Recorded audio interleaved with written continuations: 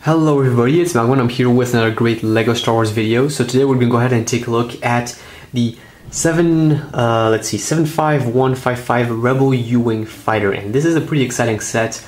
So I know this set has been around for quite a bit of time now. It came out back in 2016, I believe. Yeah, late 2016, and we're in 2018, so it's been on shelves for a while. In fact, in a bunch of places it's no longer on shelves. But I kind of just got this set, and for a long time I wanted it, finally got it, so I'll still do a review on it, and hopefully people who have yet not got this set but do want it will have a good review of it and will know what this set is all about. Definitely a very enjoyable set. Comes with 659 pieces, used to retail, or at least still retails, for $79.99, so $80 US, great price point, and it came from Star Wars Rogue One. So pretty exciting. It is one of the few Rogue One sets, a very enjoyable movie, so definitely the vehicle also is. If you guys have obviously seen Rogue One, this is kind of the main vehicle going on in the movie. As you can see, it's not a very uniform-like kind of ship. It's kind of just built kind of from scratch and stuff, very Rebel-like in that sense. And we see this quite a bit in the movie. I believe we see a few of these, not just one. So yeah. So getting into the minifigures of this set, the first one is Biston. So Biston isn't really an exciting minifigure because we never really saw him in the movie. I think he was there for like a good 4 seconds, especially in the U-Wing, but other than that we never really saw this guy, so don't care much for him, but he is an alright looking minifigure, definitely a nice Rebel to add to my battle on Scarif. And the same can be said for the Scarif Rebel Trooper, which is an unnamed trooper, and he just comes with a gun, a helmet, and all that stuff. I do have to say his helmet looks kind of silly, but it's nonetheless just another Rebel Trooper. Then we have the U-Wing Pilot, very good minifigure. I do love this guy. His helmet print is great, his face print is also great, and what I really like about the Rogue One pilots is their blue outfits. I know this is because it's Blue Squadron, but still nonetheless they look amazing. Then we have Cassian Andor, a great minifigure. Definitely the best variant of him is in this set. As you can see, he looks great. He has a decent face print, decent hairpiece, but what's great is his kind of coat-like Han Solo look on all over his body and stuff.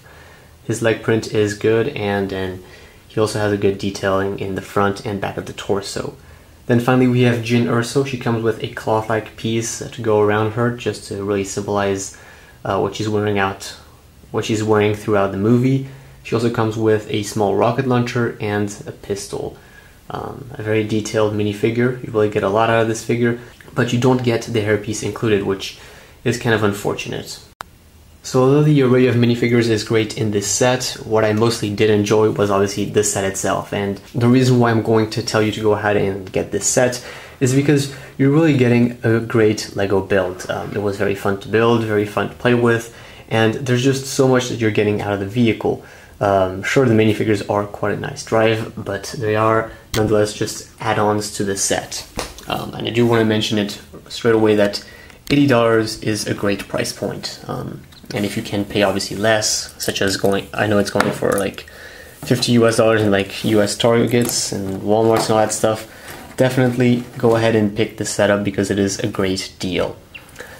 So let's look at the U-Wing. Kind of don't know where to start. It is a pretty big set, and this is what I do enjoy about the Rogue One sets. They take up quite a bit of space, but they're large, big LEGO sets, and that's something I do enjoy.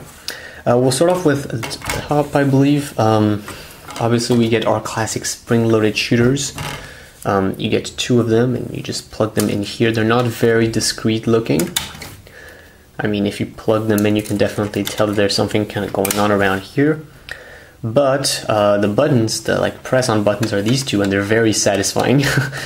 And those, on the other hand, are a bit more discreet, so you don't really have to suffer from like a distortion of the set just to have these included. So definitely a nice little play feature, and I like when LEGO goes a bit clever with these little things. So yeah, so that's what's going on there.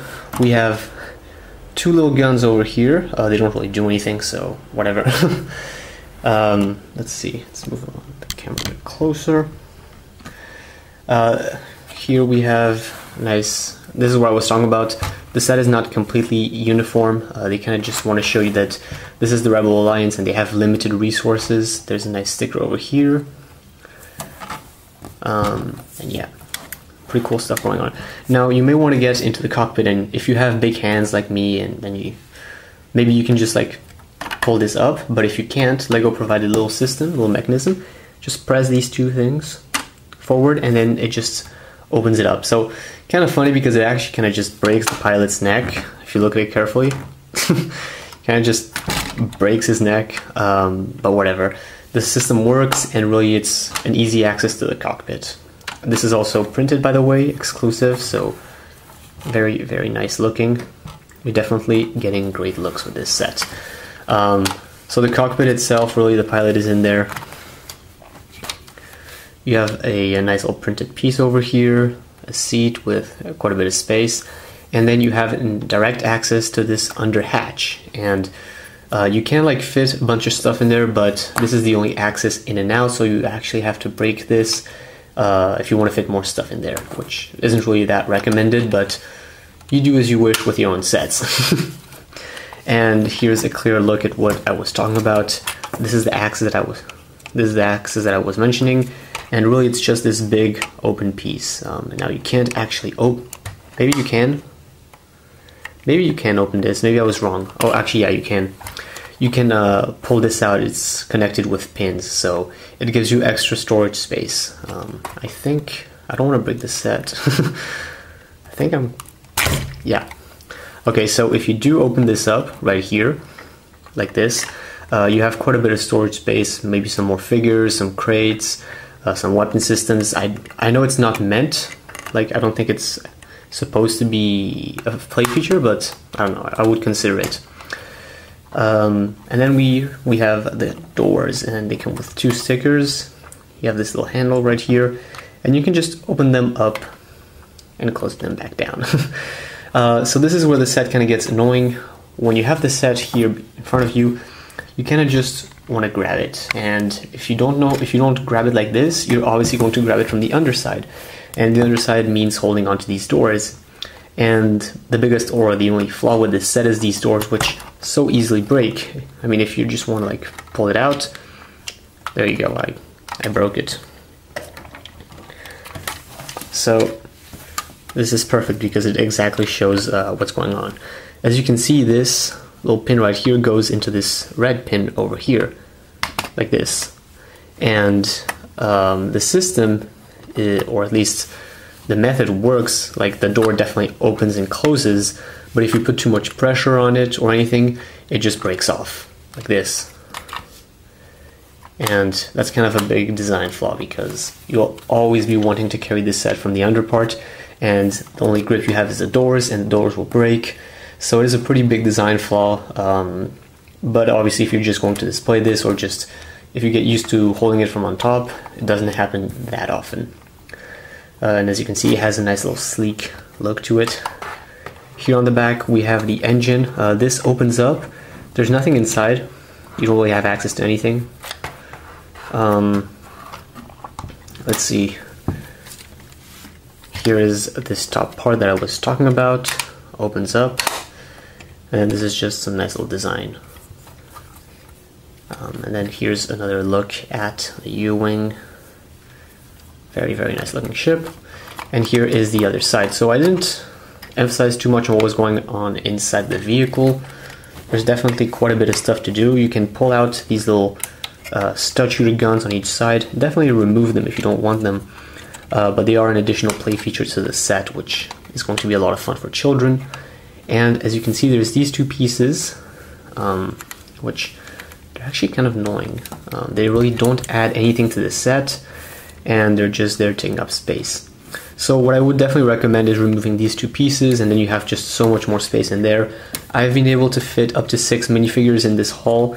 It definitely works good. I mean, you know, it's not like a Republic gunship where you can really get your hand in there and fit the minifigures, but it is nonetheless a good gunship slash dropship type of vehicle. So there is quite a bit of space for minifigures, and really I know it's not the easiest because you have this like door system, and then you have these things which I don't even know what they are, and really it's kind of hard to get the figures inside.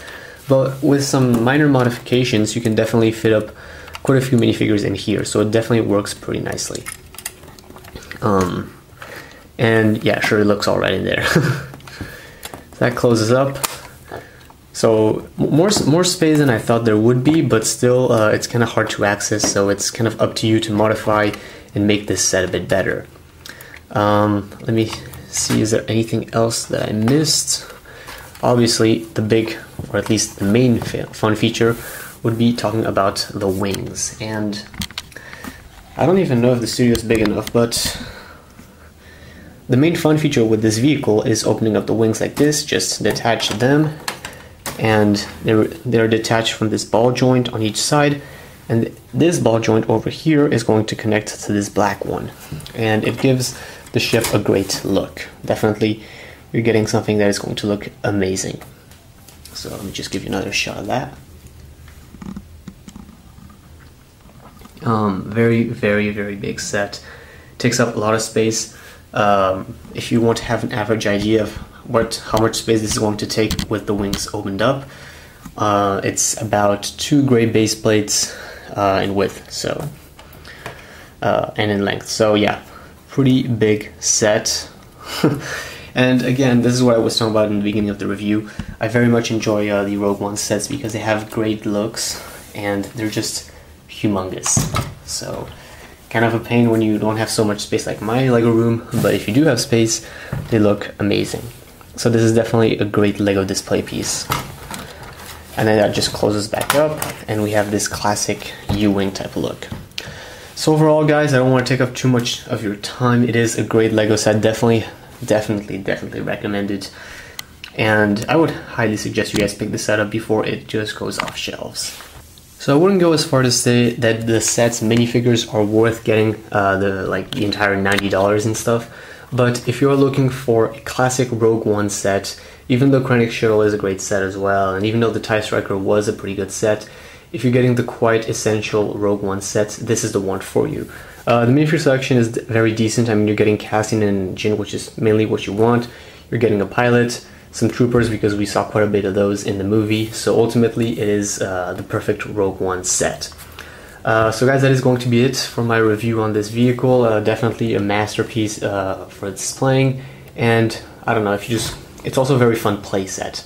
It's not too delicate. Definitely the engines are more sturdy than I thought that they were originally, and I don't think I give you guys the best look at those, but they are, I mean, they might look like they're flimsy, but they're never going to fall off. So yeah, so a very likable and enjoyable set, highly recommend it. So definitely pick this up before it goes off shelves. Guys, thanks for watching, and I'll see you guys next time here on my channel for another great Lego video. Bye bye. The dark side.